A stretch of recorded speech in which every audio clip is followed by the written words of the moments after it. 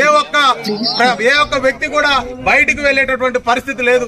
ఒక కుటుంబంలో ఉన్నటువంటి మనం కూడా ఒకరికి ఒకరు మాట్లాడుకునేటటువంటి సందర్భం లేదు. ఒకరిని చూసి ఒకరు భయాందోళనకు గురవుతున్నటువంటి పరిస్థితి. మరీ ముఖ్యంగా ఇలా ఒక గుంపుగా కూడా మనం ఉండేటటువంటి సందర్భం లేదు.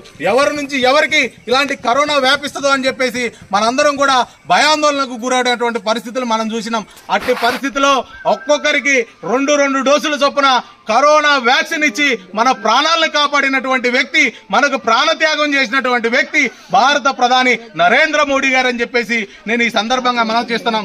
దయచేసి ప్రతి ఒక్కరు గమనించాలన్న, ఈ కరోనా వ్యాక్సిన్ అన్ని దేశాల కన్నా ముందుగా మన భారతదేశంలో ఒక్క ప్రాణం కూడా పోవద్దన్న ఉద్దేశంతో నరేంద్ర మోడీ గారు ప్రపంచంలో అభివృద్ధి చెందిన దేశాలు ఎన్నో ఉన్నా కూడా కానీ కరోనా వ్యాక్సిన్ ను మొట్టమొదటిసారిగా కనుగొన్నది మన భారతదేశమే. నరేంద్ర మోడీ గారే కనుగొన్నారని చెప్పేసి నేను ఈ సందర్భంగా మనం చేస్తున్నా.